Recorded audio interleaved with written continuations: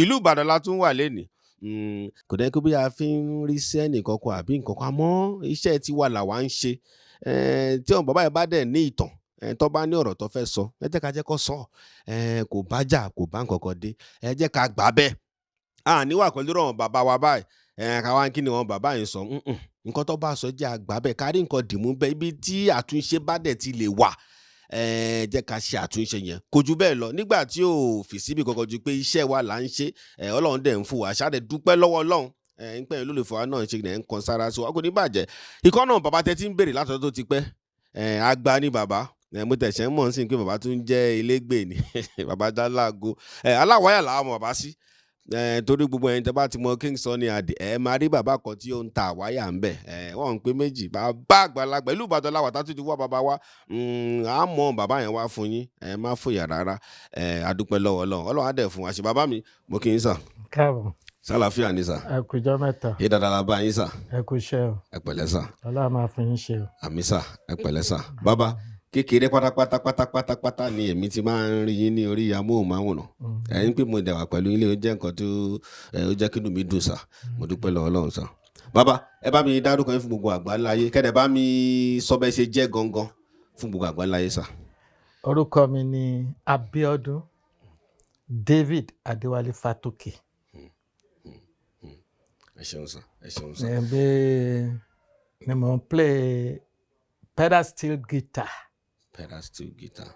Then because àwọn Hawaii ni wọ́n ti ṣe, wọ́n fi ń pè ní Hawaiian, kì í ṣe Hawaiian, Hawaiian guitar. Hawaiian guitar. Wípé guitar tá a ṣe láti ìlú Hawaii ni wọ́n ń pè ní Hawaiian guitar. Làwọn wá sọ di Hawaiian. Hawaiian, kì í ṣe Hawaiian. Ẹ lọ yà lọ́pọ̀ ìmọ̀ ní Hawaiian guitar. Tí bá máa kọ́ HAWAIAN guitar. Hawaiian guitar. Bàbá, so guitar ni iṣẹ́ yẹn náà. Àmọ́dà ń pè ẹ máa ń. Guitar ni. Kò ń ṣe pé. Wọ́n máa ń kọ́tọ́ máa ń pè ní pedal steel guitar. Ní pé èyí tí mi ń lò ọ̀pọ̀lọpọ̀ ni ò ní, àwọn kan wà lap kò ní pedal, but steel guitar náà máa ń pè because irin wà tá a máa fi ń play. But èyí tí mo ń lò tí mo rà pedal steel guitar torí pé ó ní pedal. Mi ní pedal mẹ́fà mẹ́jọ, but èyí pedal tèmi mẹ́ta ló ní. Ó dẹ̀ ní kíní irin tí a fi ń play, ọ̀nà ṣe máa ń pè pedal steel guitar. Ọdún mélòó ni ẹ wá lò pẹ̀lú Ìdòwú Animals àti pé ìgbà tẹ wá kúrò ń bẹ̀, ṣé tí ìjà ni tí kìíní tẹ fi wá sún torí fẹ́ ká tètè máa mú? No, kì í ṣe pé ajá. Mi ò kàn ní interest láti àjà. Torí ọdún mẹ́jọ ni mo lò pẹ̀lú ẹ̀. But àjà. Báwo ni ẹ ṣe wá lọ, báwo ni rẹ́kọ̀dì lẹ́kọ̀ọ́ bá wọn ṣe ń pẹ́ kọ́ bá wọn ṣe rẹ́kọ̀dì àti pé gbà tí ẹ dé ọ̀dọ̀ King Sunny Ade yẹn, wọ́n talẹ̀ bá ń bẹ̀ tó jọ́ ọmọ ẹgbẹ́ torí yẹn náà ṣe pàtàkì. Àwọn tí mo bá ń bẹ̀, mo bá Bob Ohiri, mo bá Adémọ́lá Adépọ̀jù, mo bá Jacob Àjàkáyé táwọn pé ẹ̀gbọ́n Jàkó, mo bá Isaac Case, orúkọ ẹ̀ Túndé Tèmilọ́lá, Túndé Isaac Case, mo bá ń bẹ̀, mo bá Fẹ́mi Owomoyela ń bẹ̀, mo bá kí lorúkọ ẹ̀ ní mánéjà wa ń gbà yẹn, Abiona, a very good man indeed. Abiola is a very good man indeed. Ẹni tí mo ti jẹ́ pé mi ò lè gbàgbé láéláé ni. Mi ò lè gbàgbé láéláé. Tó ga bá ń wo kiri mo gbàdúrà fẹ́ pé ibi tó bá wà ìbùkún ni fún.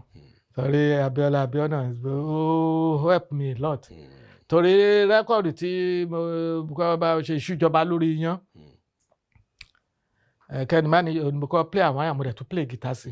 Báwo Lawaya ṣe wá di ṣe Sunny ló wá, ẹ mọ̀ pé guitar lẹ́ta kẹ́ tó fi dé kiri. Báwo lọ rà wá, ṣé Sunny ló sọ pé bá mú fẹ́ lọ bí. Nǹkan tó kàn happen ni pé tẹ́lẹ̀ rí ní church máa túnú guitar gẹ́gẹ́ sí máa gbélésẹ̀ máa fi ìgò máa fi play. Nígbà tí mo á dé ọ̀dọ̀ Sunny, mo á àwọn àyà ní nǹkan kan. Démọ́lá Adépọ̀jù ló ń play àwáyà ń gbà yẹn Adémọ́lá wọ́n ti Adépọ̀jù ń ta àwáyà ní ọ̀dọ̀ wọn wọ́n ti gbà yẹn. wọ́n ti ń ta àwáyà lọ́dọ̀ wọn nígbà yẹn Adémọ́lá Adépọ̀jù ló dẹ̀ ń ta àwáyà ní nǹkan kan ok bet mo wá ti ń fi gìtá ní Démọ́lá Adépọ̀jù yẹn Bọ́bù Hírì àtàwọn ṣàtóbi mélòó kan ó fẹ́ ṣe rẹ́kọ̀dù ńgbà yẹn a practice rẹ́kọ̀dù ìṣújọba lórí yẹn ńgbà yẹn náà bá ní àwọn ò ní lọ studio. àwọn ọmọ ẹgbẹ́ náà wọ́n ní lọ studio. wọ́n láwọn ò ní lọ studio. kí nìdí. wọ́n ní torí rẹ́kọ̀dù táwọn ṣe sàn ní ò fún wọn lówó. ìyẹn wo royalty àbí. royalty pé kò fún wọn lówó pàṣẹdọ àwọn oníṣẹ́ rẹ́kọ̀dù. mo lọ practice mo mọ̀ pé Adémọ́lá Adépọ̀jù àwáyà ló play àwáyà ló practice àwáyà Bọ́bù Hírì ló practice guitar ọ̀dọ̀ Ṣẹ́gun Ìlọ̀rí ìyẹn ò sọ pé òun ò lọ torí òun ló play solo guitar ńbẹ. bàbá nígbà táwa dé nínú mọ́tò luxurious bus blue yẹn ni lálọ́ kò tún pẹ́ wíwá ló ju oṣù kan àbójú mẹ́ta tó ń rà tí mo fi dé ọ̀dọ̀ Sunny wá pè mí ó torí àjọ wà nínú bọ́ọ̀sì ni pẹ̀lú Sunny èmi jókòó báyìí Sunny jókòó báyìí àyè wà láàrin wa oníkàlùkù ló bá ní ó ní Fatoke gbà yẹn torí wọn ti bẹ̀ sí pè mí Nàìjíríà gbà yẹn torí Nàìjíríà náà máa ń pè mí sí ládùúgbò yìí nísìsiyìí tẹ́ ẹ bá sọ pé ẹ̀ ń béèrè abẹ́rẹ́ wọn lè má mọ̀ mí bẹ̀tẹ̀ pé ẹ̀ ń béèrè Nàìjíríà. gbogbo Nàìjíríà tó ti wá. à ń bọ̀. Sunny gan tẹ́ ẹ bá dọ̀dọ̀ Sunny gan tẹ́ ẹ bá sọ pé a máa lọ sílé Nàìjíríà ní sọ́lẹ̀ méjì tó bá sọ pé. ẹ sì gbọ́ bí Nàìjíríà yẹn ṣe wáyé náà. ṣé ìbọn ẹ ń fẹ́ ṣeré ẹ wà nù bọ́ọ̀sì pẹ̀lú kí Sunny Ade. ní Sunny wá pè mí pé ó ní kí wọ́n á jókòó tì ó ní ṣé màá play àwáyà èmi ò ń láti pèlè ṣe mi ò fẹ́ ṣe ìgbéraga nǹkan tí mi ò bá mọ̀ dújú kí n sọ pé màá ṣe màá try ó ní òkè wà ní kí lọ jókòó bàtà wá dán àwọn àyà ẹ̀ náà kọ́ ní kí n play náà fi kọ́ náà bá fi ìgbà náà fi kọ́ ìṣújọba lórí yẹn kẹ́ni má ní ìjọba òṣìkà